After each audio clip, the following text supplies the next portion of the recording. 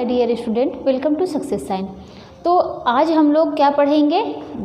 Type of diet. Diet कितने प्रकार के होते हैं इसके बारे में जानेंगे। लेकिन एक बार पिछली जो क्लास हमने ली थी, हम लोगों की जो पिछली क्लास हुई है उसके बारे में एक बार देख लेते हैं। उसमें हम लोगों ने पढ़ा क्या था? हम लोगों ने पढ़ा था क्या पढ़ा था? उपचारात्मक आहार के बारे में पढ़ा था। क्या पढ़ा था? उपचारात्मक आहार। ये उपचारात्मक आहार होता क्या है इसके बारे में हमने जैसा कि देखा था। ये क्या है? उपचारात्मक आहार मतलब किसी भी रोगी के उपचार के लिए, किसी भी रोगी के उपचार के लिए जो आहार तालिका तैयार की जाती है या जो आहार तैयार किया जाता है वो क्या कहलाता है? उपचारात्मक आहार कहलाता है। उपचारात्मक आहार क्या होता है कि ये रोगी के उपचार हेतु होती है और ये उसके उपचार के लिए होती है। और क्या होती है कि ये उसकी पौष्टिकता को, मतलब वो क्या हो कि थोड़ा बहुत उसमें स्वाद भी हो और उसमें वो पौष्टिक हो और वो क्या है वो तेल मसाले वाला ना हो, मतलब काफ़ी चीज़ें देखते हुए उस तरीके से वो आहार तैयार किया जाता है कि उसमें सारे न्यूट्रिएंट होते हैं। ये क्या कहलाता है? उपचारात्मक आहार कहलाता है। और हमने क्या देखा था? हॉस्पिटल डाइट के बारे में देखा था। जो हॉस्पिटल डाइट होती है वो क्या होती है कि वो जैसे सबके लिए उसमें सारे न्यूट्रिएंट होंगे, बहुत स्वच्छता तरीके से वो बनाया गया रहा होगा, बहुत ही मतलब उसमें बहुत ही क्या होगा, तेल मसाला उसमें तो बिल्कुल भी नहीं होंगे। और क्या होगा कि वो जो है कि रोगी को मतलब ऐसे आहार रहेंगे कि जिसको डाइजेस्ट करने में बहुत दिक्कत ना हो, मतलब ये सब चीज़ें सोच के वो हॉस्पिटल डाइट मतलब तैयार की जाती है। और हॉस्पिटल डाइट जो होती है वो वहाँ पर वो जो आहार तैयार किया जाता है वहाँ पर उसे परोसने की भी, उसको मतलब उसे देने की भी सुविधा होती है। उसके बाद हम लोगों ने क्या देखा था कि ये जो हम लोगों ने डाइट पढ़ी थी इसके बारे में हम लोगों ने देखा कि फीडिंग जो है ये कितने प्रकार की थी? दो। कौन कौन सी थी? फीडिंग हम लोगों ने देखा था। फीडिंग ये दो प्रकार की थी। कौन कौन सी थी? पहला जो था इसमें क्या हम लोगों ने देखा था? सामान्य विधि। ये सामान्य विधि जो था ये ऐसे रोगी जो क्या होते हैं, ऐसे रोगी जो अपने होश में होंगे अपने मुख से, ऐसे रोगी जो होश में होंगे और अपने मुख से आहार को क्या करते हैं कि वो मतलब कोई भी चीज़ चबा सके, उसको वो ग्रहण कर सकते हैं, तो ये उनके लिए होता है। क्या कि सामान्य विधि होती है कि जिसको क्या होता है कि वो मतलब वो उसके मुंह में खाना डाला जाए तो उनको चबा कर वो निगल सकें, तो ये सामान्य डाइट के अंतर्गत आता है। उसके बाद हम लोगों ने क्या देखा था? कृत्रिम विधि। ये किसके लिए होती है? ये विधि ये जो होती है ये ऐसे रोगी के लिए होती है जो मुख से चबा नहीं सकते हैं और या तो क्या है गले से नीचे उनकी कोई दिक्कत होती है, या तो मुख से चबा नहीं पाएंगे या वो गले से नीचे उसको निगलने में उनको दिक्कत होगी, या मतलब डाइजेशन में दिक्कत होगी। मतलब मेन क्या है कि उनको मुख से चबाने में दिक्कत होगी, निगलने में दिक्कत होगी, ये सब चीज़ें होती हैं। और जैसा कि हम लोग देखते हैं कि हॉस्पिटल में जो है सिर्फ एक प्रकार के पेशेंट नहीं होते, कई तरीके के पेशेंट होते हैं। जैसे कोई कैंसर से पीड़ित हो गया, कोई व्यक्ति होता है वो क्या होता है कि उसमें वो जो है वो कोमा में होता है, तो क्या है कि कोमा में है तो क्या वो चबा के खा पाएगा? तो क्या उसे, अगर कोई व्यक्ति कोमा में है तो उसको क्या ये इस विधि से देंगे या इस विधि से डाइट देंगे? तो किस विधि से देंगे? ये कृत्रिम विधि से द्वारा, ये आर्टिफिशियल जो होता है, आर्टिफिशियल मेथड के द्वारा हम इसको देंगे। तो इसमें क्या होता है कि ये जो हम लोगों ने पढ़ा था ये सामान्य विधि हो गई। अब इसमें हम लोगों ने क्या पढ़ा था? दो विधि द्वारा। एक हम लोगों ने पढ़ा था नली द्वारा, जिसको बोलेंगे कि ट्यूब फीडिंग। दूसरा हम लोगों ने क्या देखा था कि अंतःशिरीय पोषण। क्या देखा था? अंतःशिरीय पोषण। अंतःशिरीय पोषण ये हम लोग इसको देखे थे। और ये जो नली द्वारा होता है इसमें मुख जो है काम नहीं कर रहा होता है, मुख नहीं काम कर रहा होता है, आहार नाल में दिक्कत होती है, तो ऐसे ये नली द्वारा ये दिया जाता है। नली में क्या हम लोगों ने देखा था? ये तीन होते हैं। कौन कौन से? एक होता है नसिका आमाशयी पोषण, नसिका आमाशयी पोषण। और दूसरा हम लोगों ने क्या देखा था कि दूसरा देखा था आमाशयी पोषण, आमाशयी पोषण। ये पहला हम लोगों ने देखा कि नसिका आमाशयी पोषण, दूसरा हम लोगों ने देखा आमाशयी पोषण, और तीसरा हम लोगों ने देखा था आंतरणीय पोषण। क्या देखा था तीसरे नंबर पे? आंतरणीय पोषण। पोषण। अब ये तीनों में जो है ये इसमें ही छिपा हुआ है। नसिका जो है ये नाक में जो होती है ये ट्यूब डाल दी जाती है, मतलब जो पॉलीथीन ट्यूब होती है वो नाक के द्वारा ये डाली जाती है और ये मतलब उसमें डालकर ये पतली नरम जो पाइप होती है, जो ट्यूब होती है वो नाक में डाली जाती है। और कितने इंच डाली जाती है? जब ये 8 इंच जाती है तो क्या मतलब व्यक्ति को क्या होता है, जब वो अंदर जाती है तो व्यक्ति को खांसी आती है, और जब वो खांसी आती है तो उससे पेशेंट से उसको निगलने को कहा जाता है। जब वो निगलता है तो वहाँ से ये चेक किया जाता है, कहाँ से? तो आमाशय से। आमाशय से जो होता है कि ये जो है नसिका, जो आमाशयी पोषण, ये क्या किया जाता है कि तो आमाशय में वहाँ से रस को निकाल कर चेक किया जाता है कि ये जो ट्यूब डाली गई है ये कहाँ आमाशय में ही है, कहीं ये मतलब ये आमाशय में ही, कहीं ये श्वास नली में तो नहीं पहुंच गई है। तो इस तरीके से ये क्या हो गया? नसिका आमाशयी पोषण। आमाशयी पोषण ये डायरेक्ट जो है ऑपरेशन के थ्रू आमाशय में डाला जाता है। ये ऑपरेशन के थ्रू कहाँ डाला जाता है? आमाशय में डाला जाता है। और आंतड़ीय पोषण ये कि आंत में डाली जाती है। इसमें पाइप जो होती है, ट्यूब होती है, वो आंत में डाली जाती है। तो ये हम लोगों ने पढ़ा था। उसके बारे में आज हम लोग क्या देखेंगे? और इसमें क्या था? इसमें था ऊपरी सिरा इन्फ्यूज़न और अंदरूनी सिरा पॉलीथीन ट्यूब द्वारा इन्फ्यूज़न। तो ये दो थे, ऊपरी सिरा इन्फ्यूज़न और अंदरूनी सिरा पॉलीथीन ट्यूब द्वारा इन्फ्यूज़न, ये दो थे इसमें। तो ये दोनों आगे हम लोग देखते हैं कि आज हम लोगों को क्या पढ़ना है, उसके बारे में देखते हैं। क्या है कि टाइप ऑफ डाइट, ये कितने प्रकार के होते हैं। तो इसके बारे में थोड़ी हम लोगों की बातें कल हुई थी कि डाइट कितने प्रकार के होते हैं, ये कितने प्रकार के होते हैं। एक पहला है, क्या है कि पहला सामान्य डाइट, सामान्य आहार। दूसरा क्या है? दूसरे नंबर पे है अर्ध ठोस। तीसरे नंबर पे क्या है कि द्रव्य है। और चौथे नंबर पे क्या है कि पूर्ण द्रव्य है। और पांचवें नंबर पे क्या है? सौम्य आहार।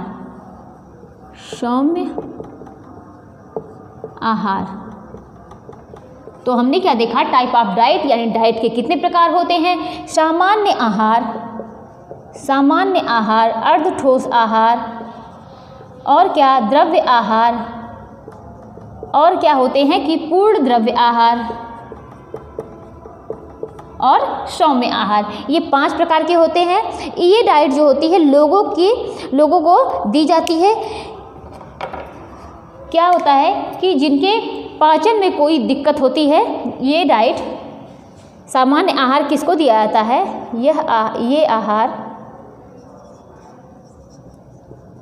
यह आहार उन लोगों को दी जाती है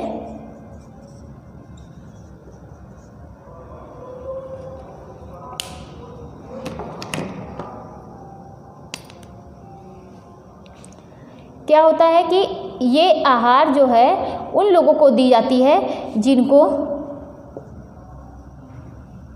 जिनको क्या होता है? खाने पचाने में दिक्कत ना हो। तो क्या होगा कि ये डाइट जो है, मतलब ये आहार उन लोगों को दिया जाएगा जिनको खाने पचाने में दिक्कत ना हो। ये मतलब उन रोगी को दिया जाएगा जो स्वयं से खा सके। ये आहार उन रोगी को देते हैं जो क्या करते हैं? जो स्वयं से खा सके। तो ये क्या हो गया? सामान्य आहार हो गया। ये जो है आहार उनको देंगे कि जिनको खाने पचाने में मतलब खाने में, निगलने में, पचाने में दिक्कत ना हो और वो स्वयं से खा सके। लेकिन इसका मतलब ये नहीं है कि ये उनको दे रहे हैं, वो डाइट दे रहे हैं जिनको क्या होगा कि बहुत तला भुना, बहुत मसाले वाला भोजन हो, ऐसा भोजन नहीं देंगे। मतलब ये सामान्य आहार है कि जो सब खा सकता है और कि जिसके खाने से कोई नुकसान नहीं होगा, तो ऐसा आहार दिया जाता है। अब ये अर्ध ठोस आहार में देखते हैं क्या होता है कि अब अर्धठोस, जैसा कि नाम से है, इसमें ऐसा आहार आएगा जो पूरी तरीके से ठोस नहीं होगा। तो इसको देखते हैं।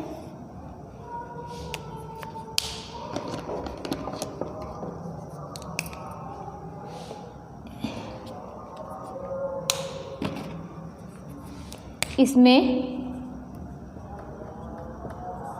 वो आहार आते हैं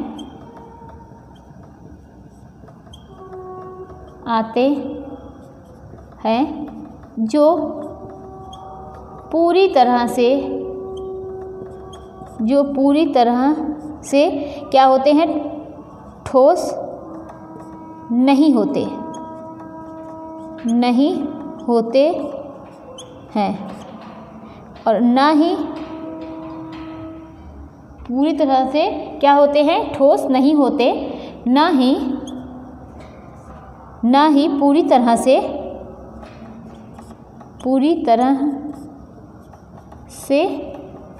लिक्विड रूप में, ना ही पूरी तरह से लिक्विड होते हैं। क्या होंगे, इसमें वो आहार आते हैं जो पूरी तरह से ठोस नहीं होते, ना ही पूरी तरह से लिक्विड होंगे। मतलब क्या होगा कि पूरी तरीके से ठोस नहीं है तो पूरी तरीके से लिक्विड नहीं है, तो मतलब कैसे नहीं होते हैं, मतलब कैसा आहार इसमें आएंगे। इसमें क्या आएगा कि जैसे दाल रोटी मसल कर देना, दाल रोटी मसल कर दें, और क्या, पतली खिचड़ी हो गई, पतली खिचड़ी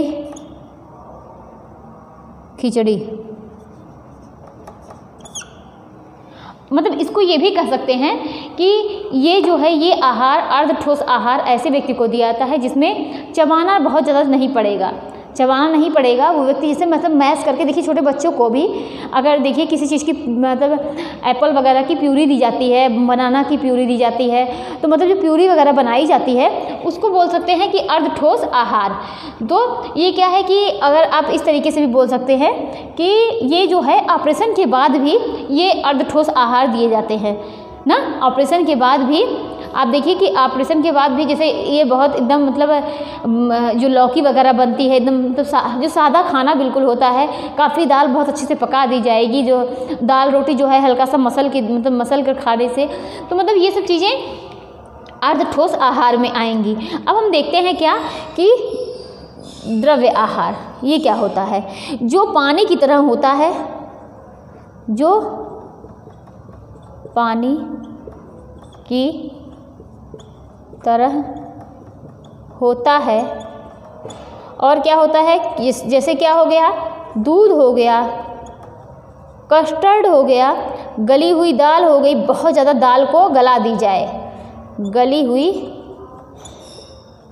दाल हो गई, गली हुई दाल का पानी, और क्या हो गया कि जो गली हुई दाल का पानी हो गया।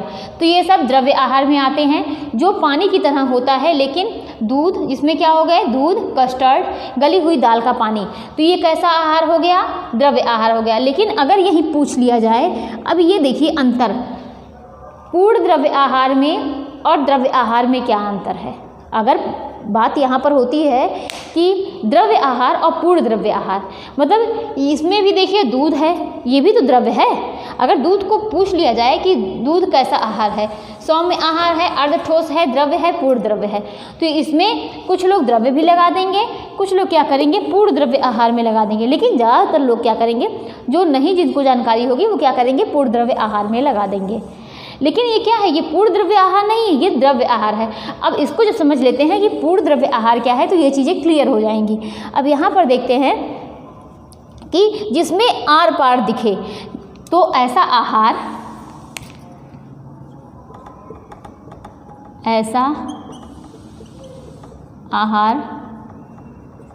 जिसमें क्या हो, जिसमें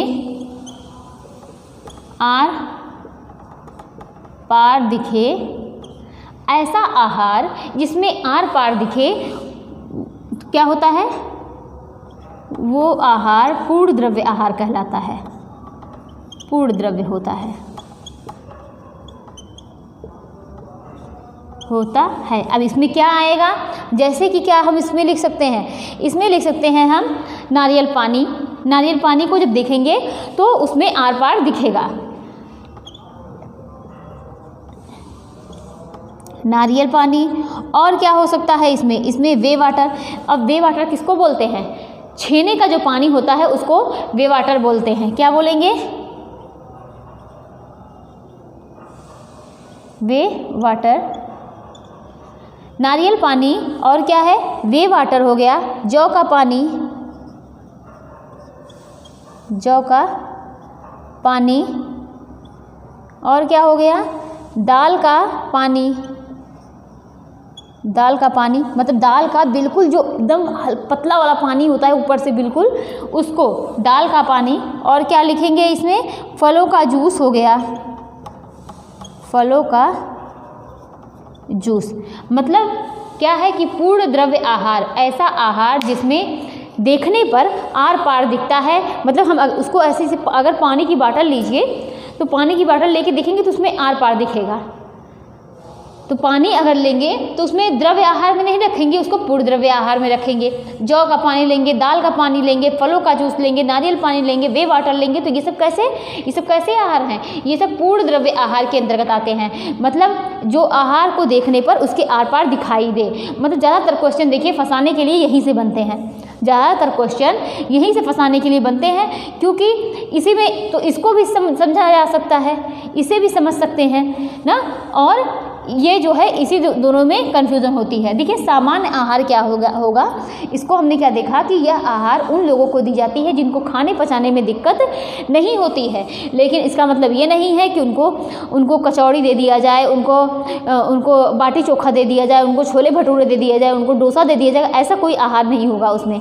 मतलब जो सामान्य आहार होते हैं, दाल चावल रोटी हरी सब्जियाँ हो गई, ऐसे आहार दिए जाते हैं जो क्या करते हैं, जिसको चबाकर वो रोगी क्या है खुद खा सके। और क्या है, अर्ध ठोस आहार, इसमें वो आहार आते हैं जो पूरी तरह से ठोस नहीं होते हैं, जैसे कि पूरी तरह से लिक्विड भी नहीं होंगे। अगर पूरी तरह से लिक्विड हुए तो वो इधर चले आएंगे, इन दोनों में, चाहे वो द्रव्य आहार में चले आएंगे, चाहे वो पूर्ण द्रव्य आहार में चले आएंगे। तो इसमें क्या हो गया, दाल रोटी को मसल कर दिया जाएगा, पतली खिचड़ी जो मूंग की खिचड़ी होती है उसको दिया जाएगा। और ये किसके बाद, ये ऑपरेशन वगैरह के बाद इसको दिया जाता है।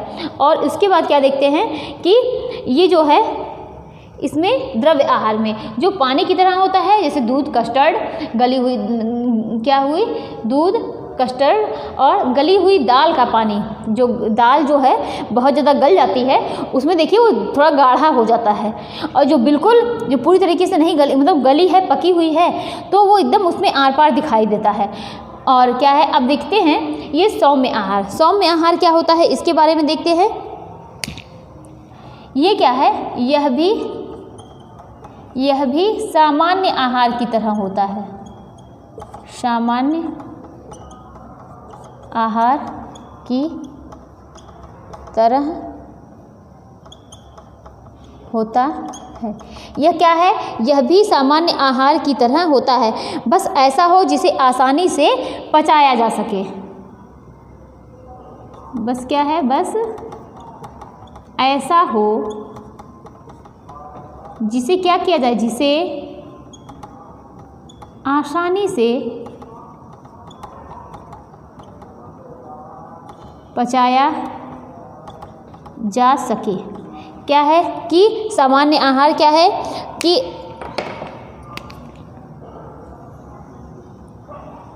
ये देखिए, तो यहाँ पर क्या है, सौम्य आहार यह सामान्य आहार की ही तरह होता है, लेकिन ऐसा हो कि जिसे आसानी से पचाया जा सके। इसमें किस रोगी को दिया जाता है, ये जो है कि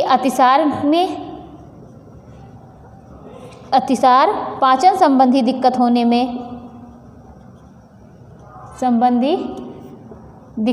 में और किस में दिया जाएगा, पाचन संबंधी दिक्कत होने में, अतिसार में ये आहार दिया जाएगा। कौन सा आहार, सौम्य आहार।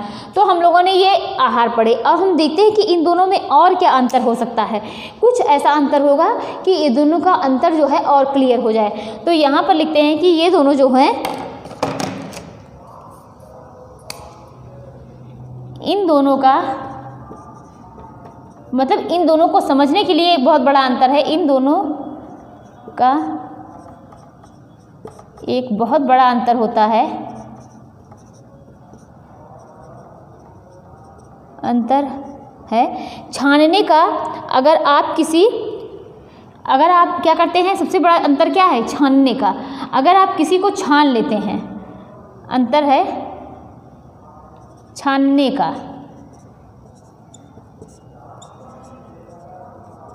अगर आप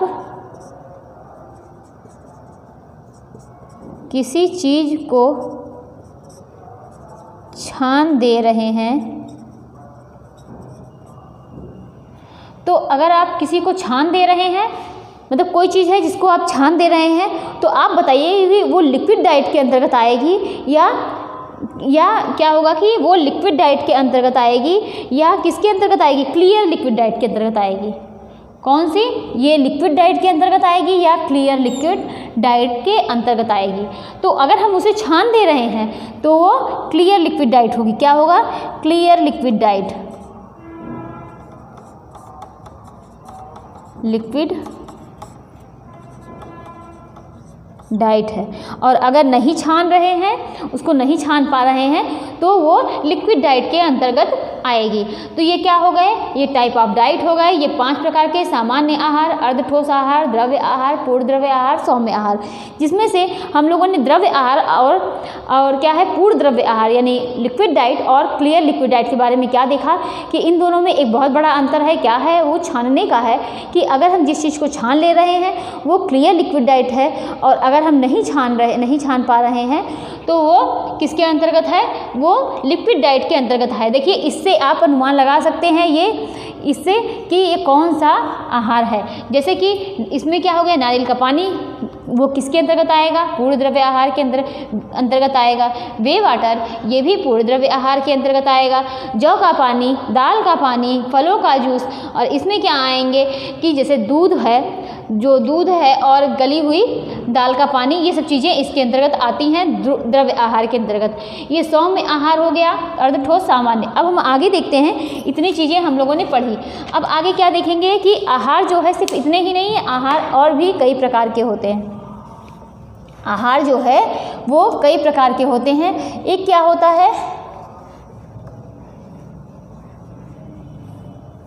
एक क्या होगा कि सरल चिकित्सा आहार।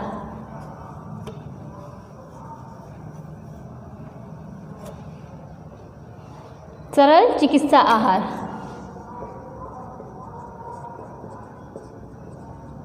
चिकित्सा आहार। तो हम लोगों ने जो उपचारात्मक आहार पढ़ा था उसमें हम लोगों ने पढ़ा था ये रोगी के उपचार के लिए होती है। तो ये भी आहार ऐसा आहार होता है जो ऐसे रोगी को दिया जाता है जिसको पचाने में दिक्कत ना हो। क्या? जिसको ऐसी दिक्कत ना हो, क्या? चबाने या निगलने में दिक्कत ना हो। सरल चिकित्सा आहार ये क्या है कि ऐसा आहार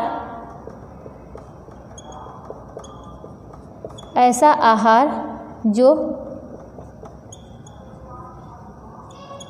किसी भी रोगी को ऐसा आहार जो किसी भी रोगी को दिया जाए, ऐसा आहार जो किसी भी रोगी को दिया जाए जिसे चबाने या निगलने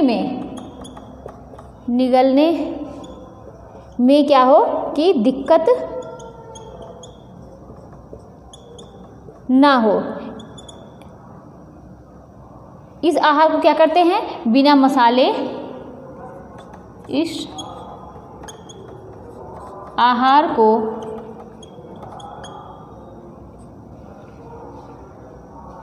बिना मसाले,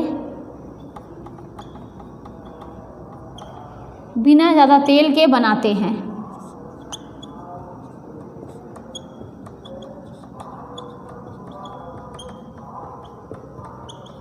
तो हमने क्या देखा कि सरल चिकित्सा आहार ऐसा आहार जो किसी भी रोगी को दिया जाए जिसे चबाने या निगलने में दिक्कत ना हो। ये आहार जो होता है कि किसके लिए होता है? इस आहार को बिना मसाले और बिना ज़्यादा तेल के बनाते हैं। ये आहार क्या होता है? ये तो बिना तेल के बनाते हैं और इसे अच्छे से मैश करके रोगी को दिया जाता है और इसे अच्छे से मैश करके रोगी को दिया जाता है। अब हम देखते हैं लिक्विड डाइट। लिक्विड डाइट में देखिए, ये सरल चिकित्सा आहार हो गया। लिक्विड डाइट में हमने क्या देखा था कि तरल या द्रव आहार, ये लिक्विड रूप में होता है। ये उन रोगी को दिया जाता है तरल आहार।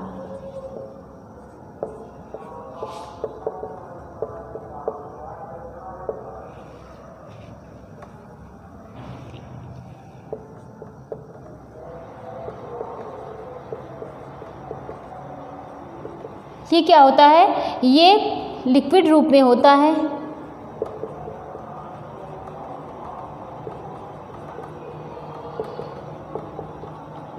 ये लिक्विड रूप में होता है और क्या उन रोगियों को दिया जाता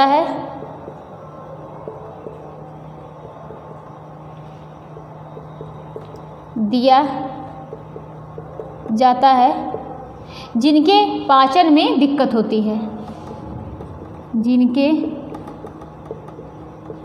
पाचन में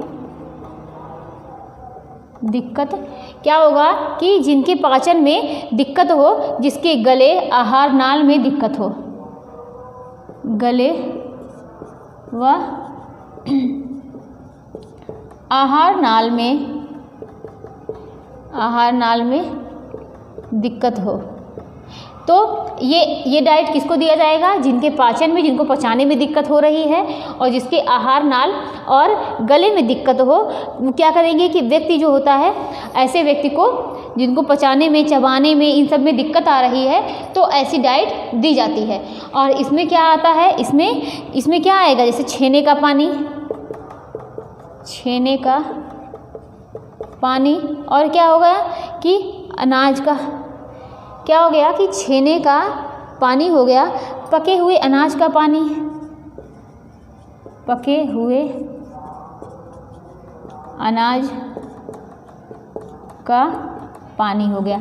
अब नेक्स्ट देखते हैं कि क्या है सॉफ्ट या ब्लेंड डाइट। ये दूसरा नंबर हो गया। तीसरे नंबर पे है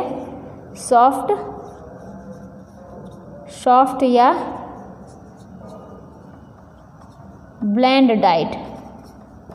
अब ये सॉफ्ट या ब्लेंड डाइट क्या होता है? ऐसा आहार जो आसानी से पचाया जा सके, जिनको पचाने में बहुत अधिक समय ना लगे, ऐसे आहार को क्या बोलते हैं? सॉफ्ट या ब्लेंड डाइट बोलते हैं। ऐसा आहार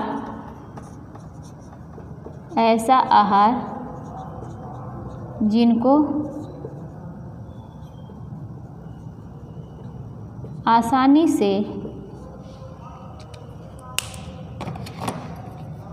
आसानी से पचाया जा सके और क्या है कि जिससे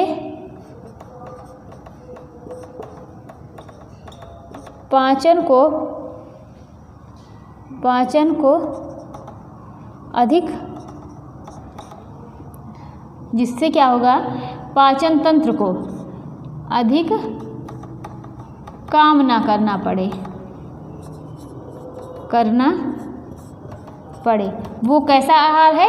सॉफ्ट या ब्लेंड डाइट कहलाता है। तो तरल आहार हमने क्या देखा कि ऐसा ये लिक्विड रूप में होता है, उन रोगियों को दिया जाता है जिनको पचाने में दिक्कत होती है, जिनको चबाने में दिक्कत होती है, जिनको निगलने में दिक्कत होती है, उनको लिक्विड डाइट दिया जाता है। और सॉफ्ट या ब्लेंड डाइट किसको दिया जाता है कि ऐसा आहार जिनको पचाने में, जिनको आसानी से पचाया जा सके, जिनके पाचन तंत्र, जिससे क्या है कि पाचन तंत्र को अधिक मेहनत या अधिक काम ना करना पड़े। अब देखते हैं कि प्रतिबंधित डाइट।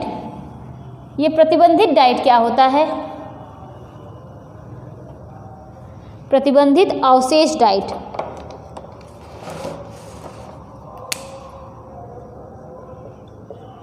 प्रतिबंधित अवशेष डाइट। इस डाइट में क्या करते हैं? प्रतिबंधित अवशेष डाइट में क्या किया जाता है? इसमें एक कमी की जाती है, मतलब क्या किया जाता है कि किसको कम कर दिया जाता है? इसमें फाइबर की मात्रा को कम कर दिया जाता है। क्या करते हैं प्रतिबंधित अवशेष डाइट में? इसमें फाइबर की मात्रा को, इसमें फाइबर की मात्रा को कम कर दिया जाता है, और जिससे क्या हो, जिससे पाचन में दिक्कत ना हो। क्यों कम कर दी? जिससे क्या है, पाचन में दिक्कत ना हो, जिसे पाचन में क्या है कि जिनके पाचन में दिक्कत ना हो,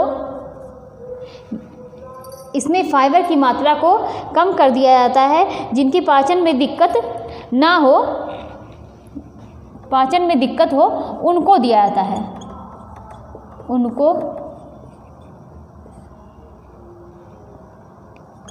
जाता है। अब ये किसको दिया जाएगा? ये जैसे अल्सर के रोगी को दिया जाएगा। किसको दिया जाएगा? अल्सर के रोगी को। क्यों? क्योंकि अल्सर में क्या होता है, घाव होता है, और ये जब अगर फाइबर रहेगा तो घाव पर क्या है, घाव पर धंसेगा और उसको और भी क्या होगा, और भी घायल कर देगा, और भी घाव को बढ़ा देगा। तो ये क्या है? प्रतिबंधित अवशेष डाइट। प्रतिबंधित अवशेष डाइट में क्या करेंगे? किस चीज़ को कम कर देंगे? किसको? फाइबर को कम कर दिया जाता है, यानी रेशा जो होते हैं उनको कम कर दिया जाता है। अब नेक्स्ट देखते हैं, क्या देखते हैं? Hippocrates diet. क्या देखेंगे?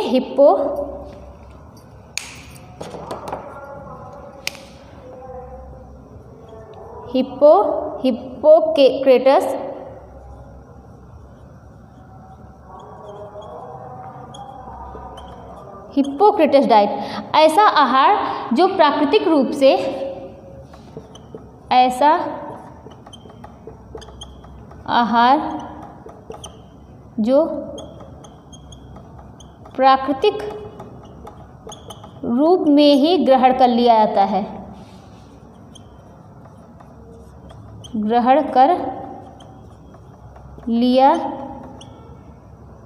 जाता है। ऐसा आहार जो प्राकृतिक रूप में ही ग्रहण कर लिया जाता है, जिसमें किसी भी प्रकार का परिवर्तन नहीं किया जाता है, जिसमें किसी भी प्रकार का परिवर्तन नहीं किया जाता है। इसमें क्या है? किसी भी प्रकार का परिवर्तन नहीं किया जाता है। यह आहार ताज़ा बिना पके, यह आहार क्या करते हैं? ताज़ा, यह आहार ताज़ा बिना पके क्या होते हैं? यह आहार ताज़े बिना पके फल, जैसे कि बिना पके हुए होते हैं, जिसमें क्या होते हैं? जैसे फल हो गए, क्या हो गए? फल हो गए, और क्या हो गई? सब्जियां हो गई, सब्जियां, अनाज, मेवे और अंकुरित अनाज खाया जाता है, और अंकुरित अनाज क्या होते हैं? ये सब खाए जाते हैं। यह आहार जो होता है शरीर को स्वस्थ रखने और स्वस्थ वजन बनाए रखने में मदद करता है। यह आहार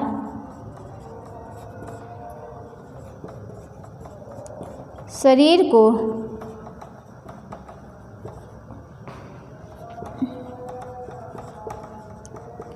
और स्वस्थ वजन बनाए रखने में मदद करता है।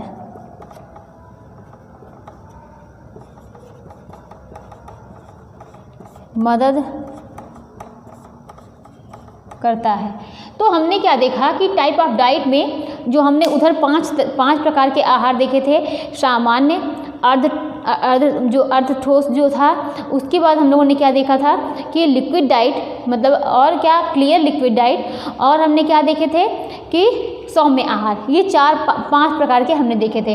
उसके बाद यहाँ पर क्या हमने देखा, प्रतिबंधित अवशेष डाइट। इसमें क्या है, इसमें फाइबर की मात्रा को कम कर दिया जाता है। हिप्पोक्रेटस डाइट में हमने क्या देखा कि यह आहार जो है प्राकृतिक रूप से ही पाया जाता है, इसको अलग से पकाया नहीं जाता। जैसे अनाज जो है, जो अनाज होता है उसको हम लोग पकाते नहीं हैं, जो अंकुरित करके खाते हैं, जैसे चना हो गया, मूंग हो गया, सोयाबीन हो गया, ये सब क्या है, इस सबको अंकुरित करके खाते हैं। मतलब अलग तरीके से इसको खाएंगे।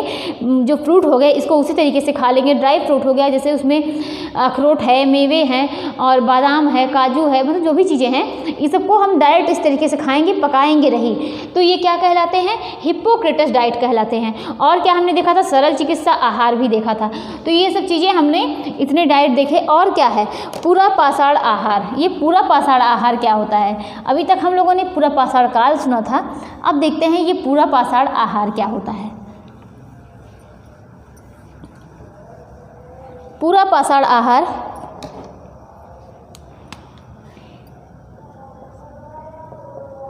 पूरा पाषाण आहार ये क्या होता है, इसे किस नाम से जानते हैं, इसे जो है यह आहार को केवमैन, क्या है, केवमैन आहार, और किस नाम से जानते हैं, और हंटर गेदर डाइट कहा जाता है। हंटर गेदर डाइट कहा जाता है। तो इसे क्या कहेंगे, केवमैन आहार कहेंगे और हंटर गेदर डाइट कहते हैं। इस डाइट में प्रोटीन और फाइबर, इस डाइट में क्या करेंगे, कौन कौन, प्रोटीन और फाइबर। अच्छा, इसके पहले हमने क्या पढ़ा था, किस आहार में फाइबर को बैन कर दिया जाता है, फाइबर को कम मात्रा में देंगे। किस आहार में फाइबर को कम मात्रा में देंगे, प्रतिबंधित अवशेष डाइट में। क्या करेंगे, प्रतिबंधित अवशेष डाइट में फाइबर की मात्रा को कम कर देंगे। तो अब पूरा पाषाण में क्या कर रहे हैं, प्रोटीन और फाइबर को क्या कहा जाता है, प्रोटीन और फाइबर की मात्रा को, फाइबर की मात्रा को इसमें क्या कर रहे हैं, इसमें बढ़ा दिया जाता है, बढ़ा दिया जाता है। तो प्रतिबंधित अवशेष डाइट में फाइबर की मात्रा को कम कर दिया जाता था, और पूरा पाषाण आहार में इसमें क्या करते हैं, फाइबर की मात्रा को, प्रोटीन और फाइबर की मात्रा को बढ़ा दिया जाता है। और क्या होता है कि पूरा पाषाण में ये क्यों ऐसा होता है, पूरा पाषाण में जो लोग थे वो ऐसे ही आहार ग्रहण करते थे, जैसे कि ताज़ा मांस वो लोग ले लेते थे, फल ले लेते थे, जो भी चीज़ होती थी वो डायरेक्ट तोड़कर उसी तरीके से मतलब खाते थे। तो इसमें क्या है कि ये पूरा पाषाण आहार हो गया। इसमें बहुत इस तरीके से क्वेश्चन नहीं आएंगे, ऐसे पूछा जाता है कि किस आहार में प्रोटीन और फाइबर की मात्रा को बढ़ा दिया जाता है। तो क्या इसमें क्या बोलेंगे कि उसमें पूरा पाषाण आहार में, और किसमें फाइबर की मात्रा को घटा देंगे, किसमें घटा देंगे, तो प्रतिबंधित अवशेष डाइट में फाइबर की मात्रा को कम कर दिया जाता है। तो अब आगे देखते हैं नेक्स्ट, इसमें क्या है, ये दो हो गए, शाकाहारी तटस्थ, शाकाहारी या तटस्थ आहार।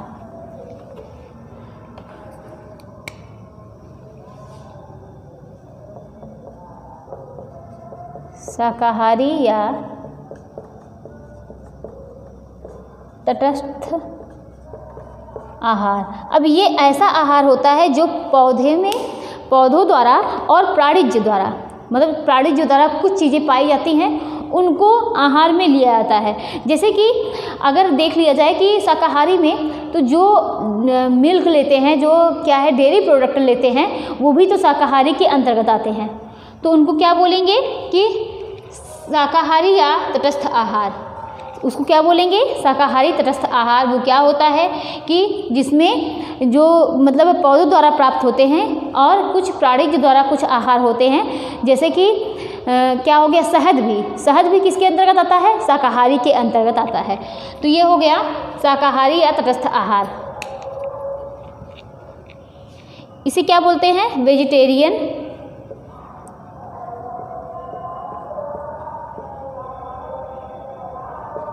Vegetarian diet. और क्या बोलेंगे, न्यूट्रल डाइट।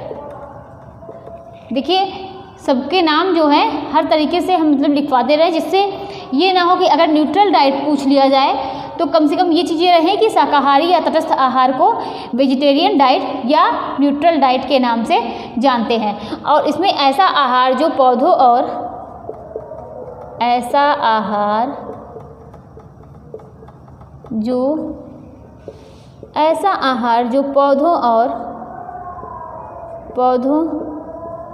और क्या है कि प्राकृतिक प्राणिज्य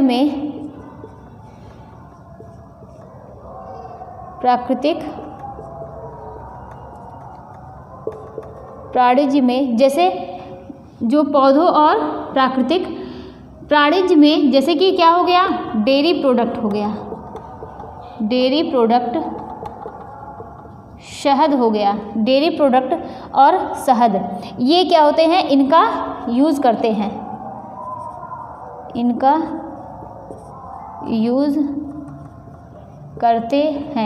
किसमें, आहार में इनका यूज़ करते हैं। वो क्या कहलाएंगे, शाकाहारी या तटस्थ आहार, मतलब वो शाकाहारी के अंतर्गत आएंगे। और क्या होता है कि ये किसके लिए होता है, किडनी संबंधी समस्या, और किसके लिए अच्छा होता है, लीवर की समस्या,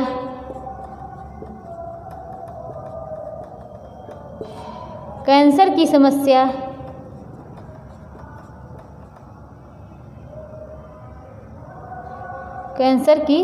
समस्या में शाकाहारी डाइट लेते हैं।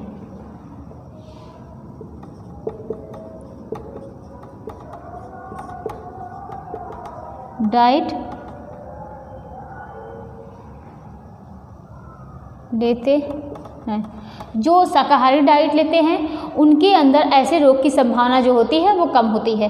क्या शाकाहारी क्या होता है कि ऐसे आहार जो प्राकृतिक प्राणिज्य में, जिसमें क्या है कि डेयरी प्रोडक्ट है, शहद है, तो इसका यूज़ करते हैं। और ये सब इन सब के लिए, लीवर की समस्या के लिए, किडनी की समस्या के लिए होता है कि मतलब कैंसर की समस्या के लिए ये शाकाहारी डाइट लेते हैं। ऐसे रोग में क्या होता है कि ये रोग जो है शाकाहारी जो होते हैं उनको होने की संभावना कम होती है। अब आगे देखते हैं कि क्या होता है वेगन डाइट। ये वेगन डाइट क्या होता है, वेगन डाइट। अब इसमें वेगन डाइट में क्या होता है,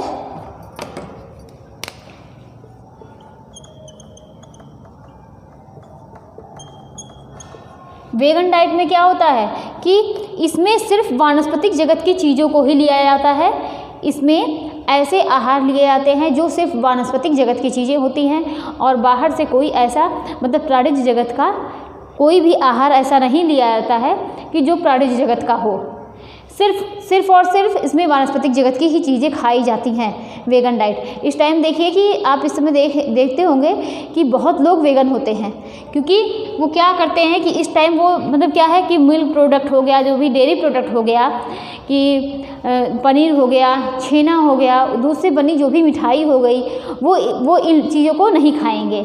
छाछ हो गया, दही हो गया, घी हो गया, शहद हो गई, मतलब जो भी सिर्फ वानस्पतिक जगत की चीज़ों को ही आहार में लेंगे, लेकिन जो प्राणिज जगत से होती हैं उनको वो नहीं लेंगे। अगर ये सब चीज़ें, ये शहद और डेयरी प्रोडक्ट आ गया तो वो शाकाहारी हो जाएंगे, लेकिन वो क्या करते हैं कि सिर्फ वानस्पतिक जगत की चीज़ों को ही खाते हैं। तो वेगन डाइट क्या हो गया कि ऐसा इसमें सिर्फ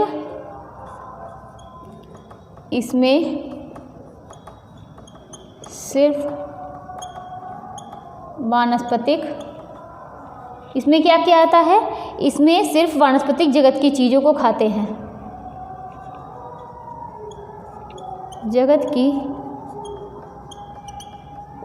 चीज़ों को खाते हैं। और क्या है, यह एक पौधा आधारित, एक पौधा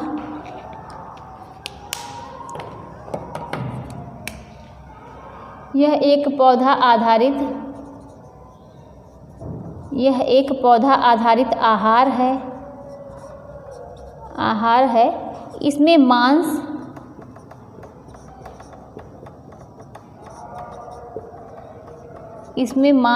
डेयरी प्रोडक्ट, यह एक पौधा आधारित आहार है। इसमें मांस, डेयरी प्रोडक्ट, अंडे, शहद सहित अंडे,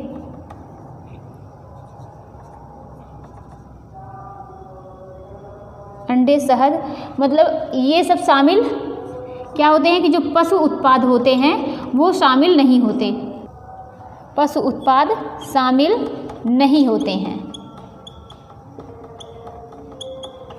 तो इसमें वेगन डाइट में सिर्फ वानस्पतिक जगत की चीज़ें होंगी और कोई भी ऐसा आहार में नहीं लिया जाएगा जो क्या है कि पशु से संबंधित हो, चाहे वो शहद हो गया, चाहे वो कोई भी डेयरी प्रोडक्ट हो गया, चाहे वो छेना हो गया, पनीर हो गया, कोई भी खोआ हो गया और छाछ हो गई, दही हो गई, मतलब कुछ भी हो गया, ऐसा कोई भी आहार नहीं लेंगे वेगन डाइट में। अब हम देखते हैं कि वेगन डाइट का लोगो ये क्या होता है। इसका लोगो भी एक है जिसमें क्या होता है कि इस तरीके से बना होता है, इसमें ऐसे, और यहाँ पर क्या होता है कि पौधा होता है। तो इसको हम फिगर में आपको दिखा देंगे कि फिगर में ये कैसा होता है, क्योंकि लोगो वगैरह भी इसमें पूछ लिया जाता है कि कौन सा लोगो सही है। तो इसमें देखते हैं कि वेगन डाइट की जो लोगो होता है FSSAI यानी food safety end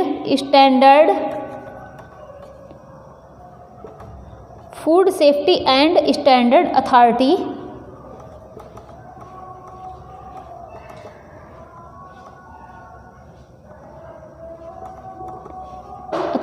of India, food safety and standard authority of India. ये क्या है कि इसका फुल फॉर्म है FSSAI का फुल फॉर्म है। ये क्या है कि food safety standard authority of India. इन्होंने क्या है, इन्होंने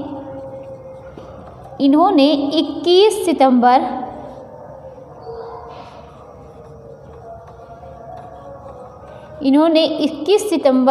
कब, 21 सितंबर को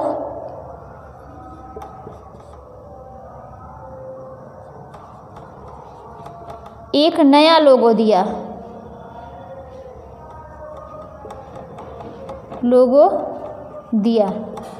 और यही क्या था, वो वेगन डाइट का लोगो था। कैसा है, ये इस तरीके से बना होगा, यहाँ पर इस तरीके से रहेगा और यहाँ पर एक छोटा सा ऐसे से करके एक पौधा होगा।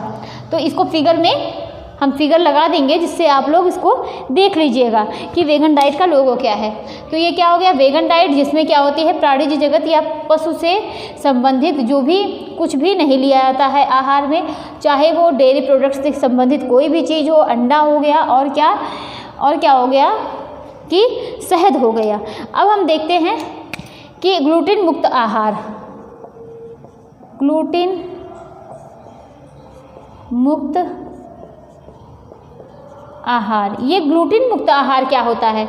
तो सबसे पहले यहाँ पर एक क्वेश्चन है कि ग्लूटेन किस में पाया जाता है, ग्लूटेन किस में पाया जाता है। ग्लूटेन जो है, ग्लूटेन मुक्त आहार का मतलब होता है कि ग्लूटेन किस में पाया जाता है, मतलब ग्लूटेन को मुक्त कर दिया जाए, ऐसा आहार दिया जाए जिसमें ग्लूटेन की मात्रा ना हो, यानी जो भी हम आहार दे रहे हैं उसमें ग्लूटेन ना पाया जाए। तो ग्लूटेन मुक्त आहार में ग्लूटेन किस में पाया जाता है, गेहूँ में पाया जाता है। किसमें, गेहूँ में पाया जाता है। और ये आहार किसको दिया जाता है, सीलिएक बीमारी में ये आहार दिया जाता है। ये क्वेश्चन कई बार आया हुआ है, ये नेट में भी कई बार इसको पूछा गया है, घुमा फिरा के इसको पूछा गया है कि ग्लूटीन मुक्त आहार क्या होता है।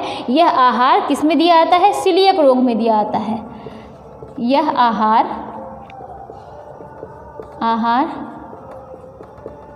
सीलियक रोग में दिया जाता है। यह आहार किसके लिए होता है? यह आहार सीलियक रोग में दिया जाता है। ऐसा कोई भी खाद्य पदार्थ यूज नहीं करेंगे, ऐसा कोई भी खाद्य पदार्थ यूज नहीं,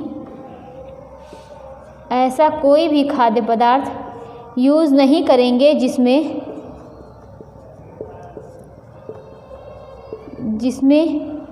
ग्लूटीन पाया जाता है। ऐसा कोई भी खाद्य पदार्थ यूज़ नहीं करेंगे जिसमें क्या है? ग्लूटीन पाया जाता है। इसीलिए एक पाचन संबंधी रोग है। सीलियक कैसा रोग है? सीलियक जो है ये सीलियक पाचन संबंधी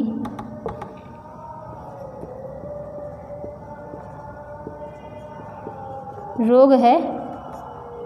और यहाँ पर लिख लीजिए कि ग्लूटीन किस में पाया जाएगा? ग्लूटीन जो है ये गेहूं में पाया जाता है। ग्लूटीन किस में पाया जाता है?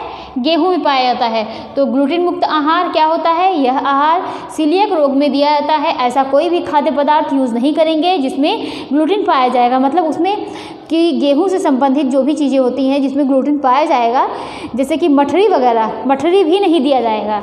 और मतलब जो मठरी देते हैं वो भी, जिसको सीलियक बीमारी है, मठरी वगैरह भी नहीं देंगे, क्योंकि वो भी आटे से बनी, गेहूं से बनी हुई चीज़ें हैं। तो जिसमें ग्लूटीन पाया जाएगा वो नहीं दिया जाएगा। किसमें? सीलियक रोग में नहीं दिया जाएगा। यही मेन पूछा जाता है कि ग्लूटीन मुक्त आहार किस रोग में दिया जाएगा?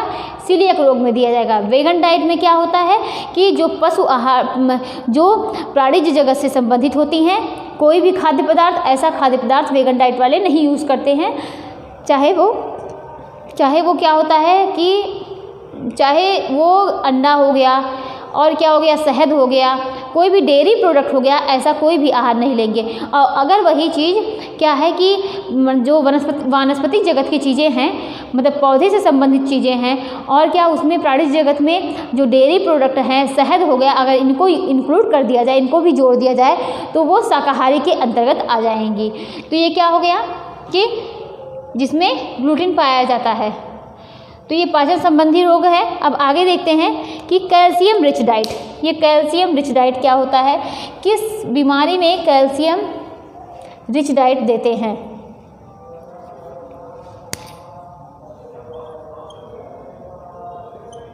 कैल्शियम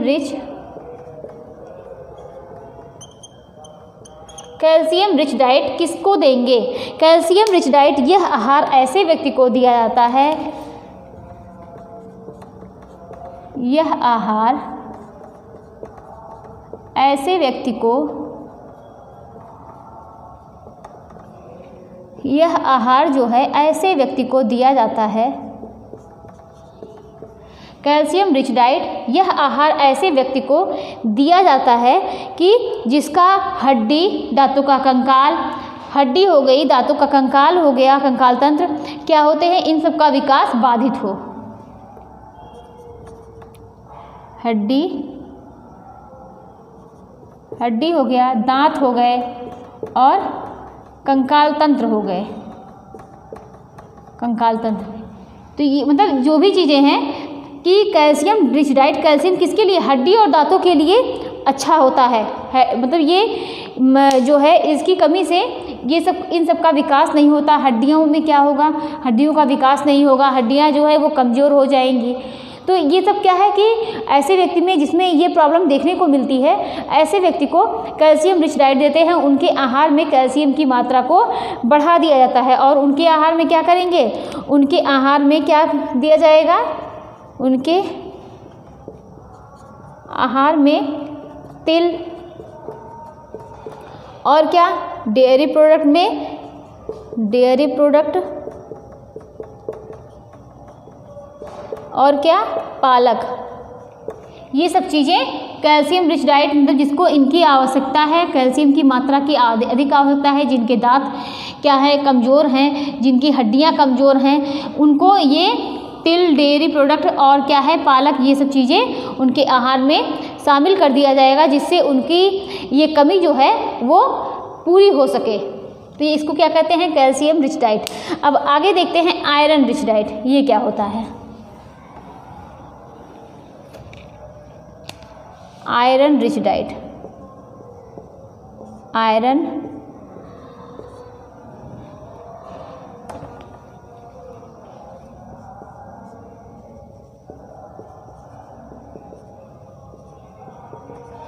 आयरन रिच डाइट किसको देंगे, किसी भी व्यक्ति में जिसमें हीमोग्लोबिन की मात्रा कम होगी, जिसको एनीमिया रोग होगा, उनको आयरन रिच डाइट देंगे। किसी भी व्यक्ति में, देखिए आप जो एनसीईआरटी की बुक हम इस टाइम उसका क्लास ले रहे हैं, वो भी क्लास आपको फ्री में दी जा रही है ना। तो जो भी ये क्लास से मतलब ये क्लास जानते हैं कि इसके लिए टीजीटी का एग्ज़ाम जो है बहुत दूर नहीं है, तो बहुत करीब ही समझिए इसको कि, और करीब है भी।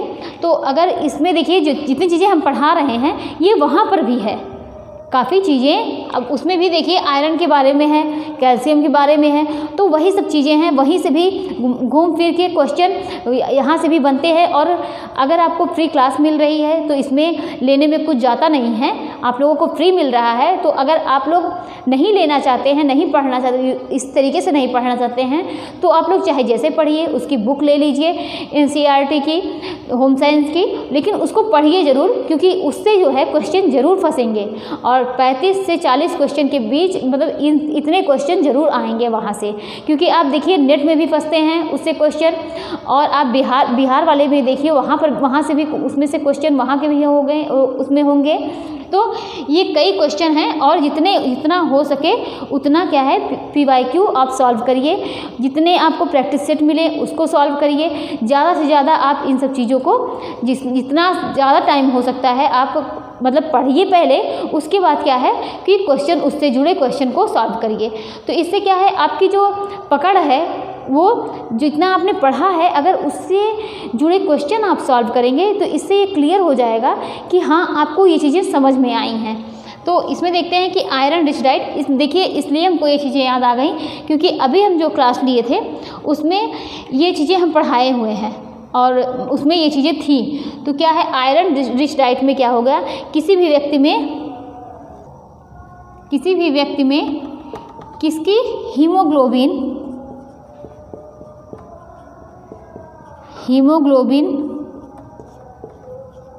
की घटी हुई मात्रा को क्या करती है कि किसी भी व्यक्ति में हीमोग्लोबिन की घटी हुई मात्रा को यह डाइट दी जाती है। यह डाइट दी जाती है और उसमें उन लोगों को क्या देना चाहिए, खजूर हो गए और क्या हो गए, गुड़ हो गया और क्या हो गया, पालक, किशमिश,